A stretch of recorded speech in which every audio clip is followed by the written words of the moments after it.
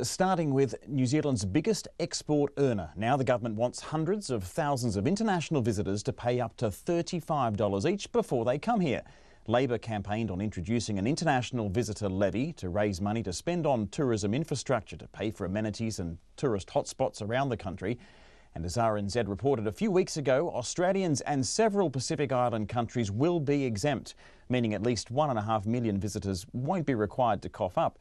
Now today, the Tourism Minister Kelvin Davis has unveiled details about the tourist tax, as well as a new online authority that will screen some travellers before they're allowed into New Zealand. Here's our political editor, Jane Patterson.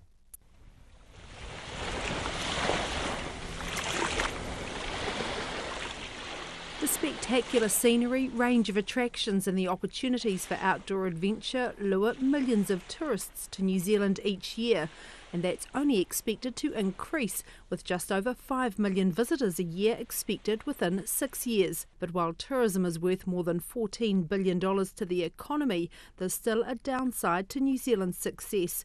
The Tourism Minister Kelvin Davis says infrastructure is creaking. And we believe that visitors who use that infrastructure should also have to contribute to the cost of building, maintaining that infrastructure. Mr Davis says he's been advised the effect on tourism numbers would be minimal. If there's a couple of thousand fewer, we're still going to collect in the vicinity of $60 to $80 million. The Mackenzie district, encompassing Lake Tekapo and Mount Cook Village, is a tourist mecca, but the district's Mayor Graham Smith says the proposed new tax is totally inadequate. We are committed to giving our tourists a great experience here. They can look at the stars. We've got gold star status as far as the night sky is concerned. We've got a wonderful opportunity to do so much, but it needs to be funded, and our tourists need to fund it.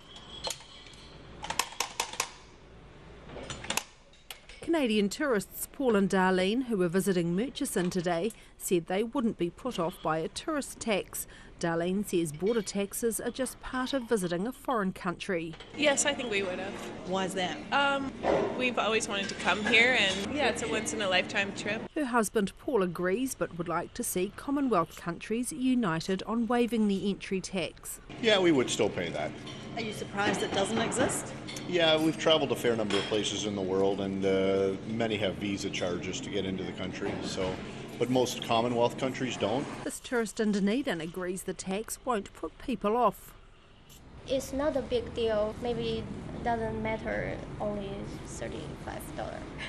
Yes, because it's a long travel. Money raised from the tax would also go towards conservation activity. The Minister Eugenie Sage says more is needed for the upkeep of dock huts and tracks, as well as other amenities. Rangers at Punakaiki, Pancake Rocks on the west coast. One of those rangers spends most of his day cleaning the toilets because of the increased visitation there. The tax would be paid through the existing visa system, so anyone paying for a visitor's visa would pay the tax at the same time. People coming from countries that don't need a visa would have to use a new electronic travel authority system. As well as a way to pay the tax, the ETA would also be used to screen passengers. Paul Stocks from the Ministry of Business, Innovation and Employment says the online application form will require personal details, including criminal records. At the moment, if you're from a visa waiver country, essentially when you turn up at the airport, your name goes into the system and we know you're coming to New Zealand. And that's the first point of we have advanced passenger information. Under the new process, you log onto a website, you'll say that you want to come to New Zealand, we know you're coming, and if you're somebody we don't want, you won't be coming, and at that point you'll also pay your IVL. The head of tourism industry Aotearoa, Chris Roberts, says most short-haul passengers won't be hit, and it shouldn't deter those paying for more expensive longer-haul tickets.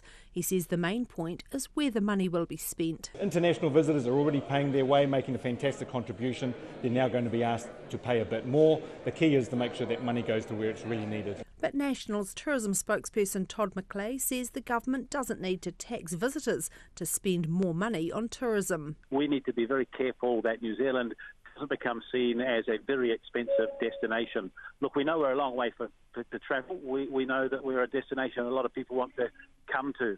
But if there is a greater cost, then there are a lot of choices in the world. The government plans to have the new tax in place by the second half of next year, following a period of public consultation. From Parliament for Checkpoint, Jane Patterson.